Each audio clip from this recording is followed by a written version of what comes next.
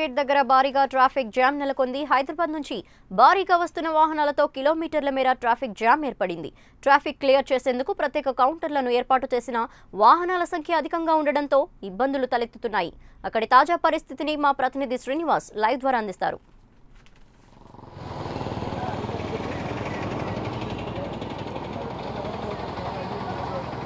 ధనలక్ష్మి హైదరాబాద్ నుంచి ప్రారంభమైనటువంటి ట్రాఫిక్ చూసినట్లయితే క్రమేణా పెరుగుతూ వస్తుంది. ప్రధానంగా హైదరాబాద్ సిటీ దాటటానికే 2 గంటలు టైం పడుతుందని చెప్పేసి ప్రయాణికులు వాపోతున్నారు. ప్రస్తుతం మనం చూసినట్లయితే కనుక కేసర టోల్ ప్లాజా దగ్గర ఉన్నాం. హైదరాబాద్ నుంచి కేసర చేరుకున్నటువంటి కొంతమంది ప్రయాణికులు మనతో ఉన్నారు. వారిని అడిగి ఈ హైదరాబాద్కి సంబంధించి ప్రయాణం ఎటువంటి ఇబ్బందులు అయ్యో తెలుసుకున్నాం. సార్ చెప్పండి, హైదరాబాద్ నుంచి మీరు ప్రయాణించారు కదా, ఇప్పటికి ఈ ప్రయాణానికి సంబంధించి ఎటువంటి ఇబ్బందులు ఎదుర్కొన్నారు? మేము పొద్దున హైదరాబాద్ నుంచి విజయవాడకి బయలుదేరినాం. సంక్రాంతి సందర్భంగా మనకు మినిమం అక్కడి నుంచే సిటీలో నుంచి బయటికి రావడానికి హైదరాబాద్ నుంచి 2 గంటల నుంచి 3 గంటల వరకు సమయం పట్టింది. అదిగాక మనకు టోల్ ప్లాజా కాడ చాలా ఇబ్బందికి గురవుతున్నాం. ట్రాఫిక్ జామ్ అవ్వటం వల్ల మినిమం అక్కడ పావు గంట మినిమం 20 నిమిషాలు దాటడానికే మనకి ఇబ్బంది పడుతున్నాం.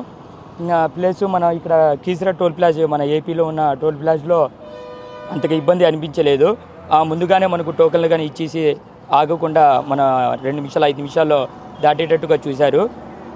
ప్లస్ మన బస్టాండ్ బస్సులో వచ్చే పరిస్థితులు అయితే మరీ దారుణంగా ఉంది. అక్కడ ప్రజలందరూ బస్టాండ్లో చాలా ఇబ్బంది పడుతున్నారు. అక్కడ సరిగా రద్దీ ఎక్కువగా ఉండడం వల్ల కొంతమంది బస్సు సీట్లు కూడా ఖాళీగా ఉండకపోవడంతో అక్కడే చాలామంది వెయిట్ చేస్తున్నారు. మనకు సొంత కారులోనే వస్తేనే మినిమం మనకు హైదరాబాద్ నుంచి విజయవాడ రావడానికి 8 నుంచి 10 గంటలు సమయం పట్టింది. అంటే విడి రోజుల్లో 4:30-5 గంటల్లో వచ్చేది, ఈ రోజు ఇన్ని గంటలు పడటానికి ప్రధాన కారణం ఏంటి? మనకు సొంత ఊరికి రావటం వల్ల అక్కడ ఉన్న మన హైదరాబాద్ నుంచి మన విజయవాడ రావడానికి చాలామంది అక్కడ ఉండటం వల్ల మన సొంత ఊరికి రావడం వల్ల ట్రాఫిక్ అనేది ఎక్కువగా ఉండడం వల్ల జరిగింది. అంటే ఏ టోల్ ప్లాజాల దగ్గర ఎటువంటి ఇబ్బందులు ఉన్నాయి? మనకు ఇక్కడ మన ఏపీలో ఉన్న మన కీసర దగ్గరలో ఉన్న టోల్ ప్లాజా దగ్గర అంతగా ఇబ్బంది ఏమీ అనిపించలేదు. మన సూర్యాపేట, చౌటికల్లు, చిలకల్లు అక్కడ కొంచెం ఇబ్బందిగానే ఉంది. ట్రాఫిక్ ఎక్కువ వల్ల సమయం పట్టింది.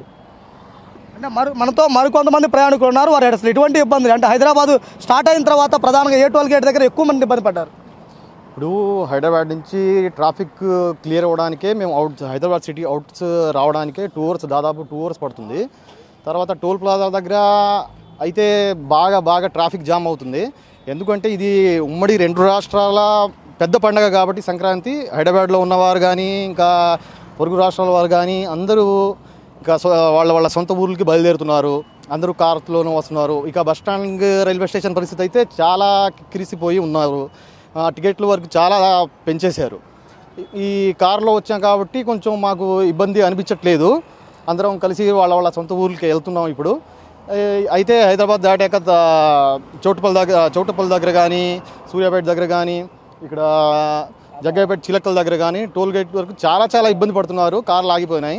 సొర్నా టోల్ వేస్ దగ్గర కానీ కీసర టోల్ గేట్లో అయితే కొంచెం ఇబ్బంది అనిపించట్లేదు. ఒక్కొక్క లైన్లో 2 కార్లు పోతున్నారు. ఇక నుంచి బాగా హ్యాపీగా ఉంది. అయిపోయింది, ఇక ట్రాఫిక్ అయిపోయింది.